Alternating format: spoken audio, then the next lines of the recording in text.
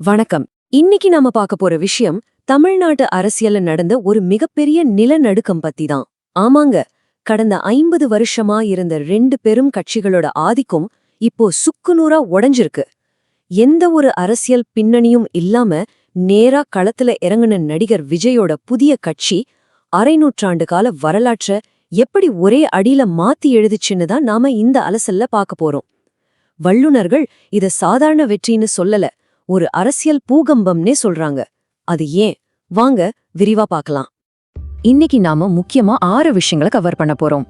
இந்த வரலாற்று பூகம்பம், கூட்டணிகளின் வீழ்ச்சி, உடைந்த ஜாதி கணக்குகள், ஒரு ஒற்றை வாக்கோட வலிமை, ஆட்சியை பிடிக்க போற அந்த மேஜிக் நம்பர் கணிதம், அப்புறம் இதுக்கு முன்னாடி நடந்த வரலாற்று முன்மாதிரிகள்.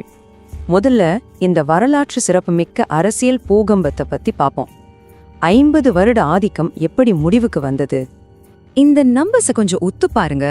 நடிகர் விஜயோட தமிழக வெற்றி கழகம், அதாவது டிவிகே, யாருடைய துணையும் இல்லாம தனித்து நின்று 107 இடங்களை அடிச்சு தூக்கியிருக்காங்க. இன்னொரு பக்கம் பாத்தீங்கன்னா 10க்கும் மேற்பட்ட கட்சிகள் ஒன்னா சேர்ந்த ஆளுங்கட்சியான திமுக கூட்டணி 74 இடங்கள், அதிமுக கூட்டணி 53 இடங்கள்னு சுருங்கிட்டாங்க. பல கட்சிகள் சேர்ந்த இவ்வளவு பெரிய கூட்டணிகளை ஒரு தனி கட்சி எப்படி சல்லி சல்லியா நொறுக்குச்சுங்கிறதா நாம இங்க கவனிக்க வேண்டிய முக்கியமான பாயிண்ட். அடுத்து பாரம்பரிய கூட்டணிகளின் வீழ்ச்சி, அதாவது தனித்து நின்றவர்களுக்கும் பெரும் கூட்டணிகளுக்கும் இடையிலான மோதல். இது ஒரு கிளாசிக் டேவிட் அண்ட் கோலியாத் கதை மாதிரிதாங்க.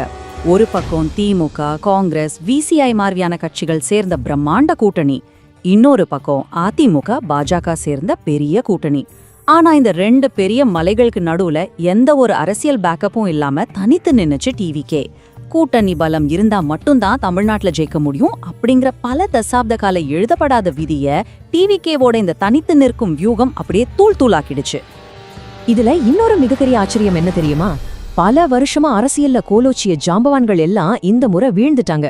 சொல்லப்போனா முதலமைச்சர் மு.க. ஸ்டாலின் அவர்களே கொளத்தூர் தொகுதியில தோல்வியை தழுவியிருக்காரு.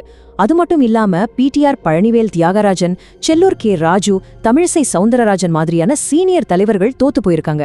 இவங்களை எல்லாம் தோற்கடிச்சது யாருன்னு பாத்தீங்கன்னா டிவிகேவை சேர்ந்த வெறும் 25லிருந்து 30 வயசுக்கு உட்பட்ட இளைஞர்கள்.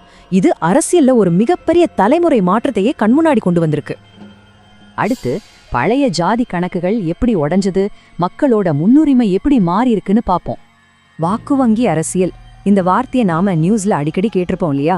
குறிப்பா ஒரு குறிப்பிட்ட ஜாதி அல்லது மதத்தை சேர்ந்த மக்களோட வாக்குகளை மட்டும் நம்பி அந்தந்த தலைவர்கள் கிட்ட கூட்டணி வச்சு வெற்றியை தீர்மானிக்கிற பழைய ஸ்டைல் அரசியல் இது. கடந்த 50 வருஷமா தமிழ்நாட்டுல ஜெயிக்கணும்னா இந்த கணக்கு ரொம்ப முக்கியம்னு அரசியல் வல்லுநர்கள் உறுதியா நம்பிட்டு இருந்தாங்க. ஆனா இந்த தேர்தல்ல மக்கள் அந்த பழைய மாடல் கணக்குகள் எல்லாம் தூக்கி குப்பையில போட்டுட்டாங்க. டிவிகேவோட பிரச்சாரத்துல எந்த இடத்துலயும் ஜாதி மத அடையாளங்கள் முன்னிறுத்தப்படவே இல்லை.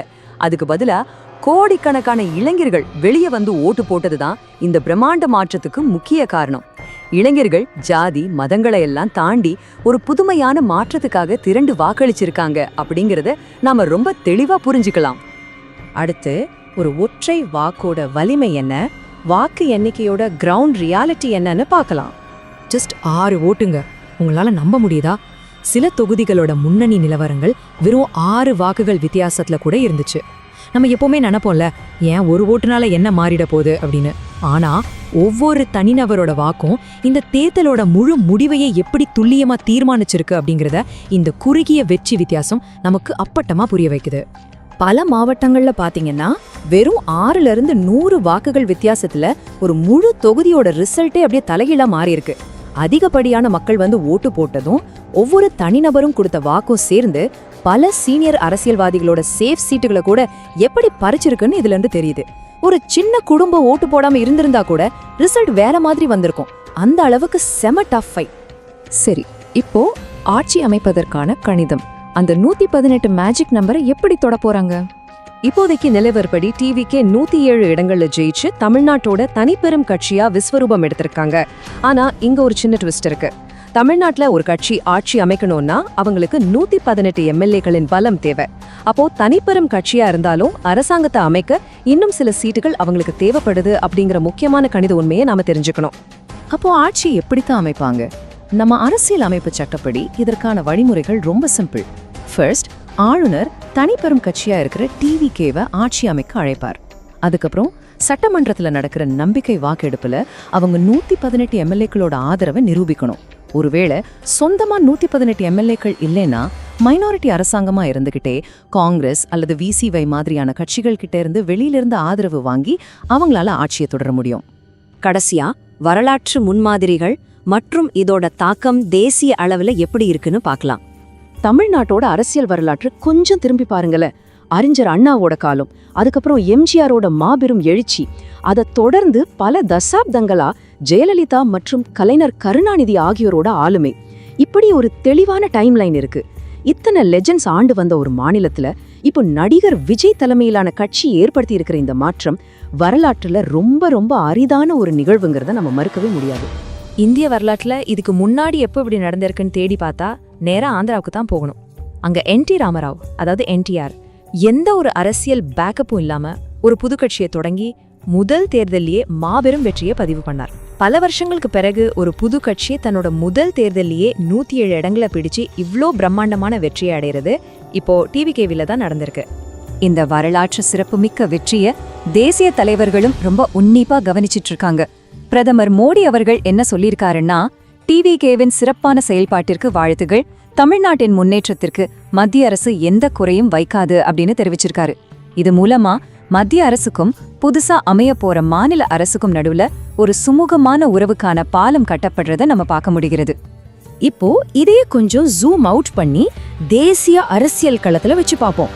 மேற்கு வங்கத்துல பாஜக 200 இடங்கள்ல பிரம்மாண்டமா ஜெயிச்சிருக்காங்க. கேரளாவில் காங்கிரஸ் வென்றுள்ளது. அசாம் மற்றும் பாண்டிச்சேரியில பாஜக வெற்றி பெற்றிருக்கு. ஆனா ஒட்டுமொத்த இந்தியாவே ஒரு ட்ரெண்டை ஃபாலோ பண்ணும்போது தமிழ்நாடு மட்டும் தனக்கான ஒரு தனித்துவமான புதிய அரசியல் பாதையை ரொம்ப போல்டா தேர்ந்தெடுத்துள்ளதை இது காட்டுது. சோ இந்த அலசலோட இறுதி கட்டத்துக்கு வந்துட்டோம். இப்போ உங்களுக்கான ஒரு முக்கியமான கேள்வி. பழைய ஜாதி கணக்குகளையும் காலங்காலமா வந்த பாரம்பரிய கூட்டணிகளையும் ஒரு புதிய இளைய தலைமுறை சுத்தமா நிராகரிச்சுட்டாங்க. இந்த நிலையில இந்தியாவோட மற்ற மாநிலங்கள் இந்த மாற்றத்தை எப்படி எடுத்துக்க போகுது, தங்களை எப்படி மாத்தி அமைக்க போகுது? யோசிச்சு பாருங்க. இது வெறும் தமிழ்நாட்டுக்கான மாற்றம் மட்டும்தானா, இல்ல ஒட்டுமொத்த இந்தியாவுக்கான ஒரு புதிய அரசியல் சகாப்தத்தோட தொடக்கமா? நீங்க என்ன நினைக்கிறீங்க? தொடர்ந்து சிந்திப்போம்.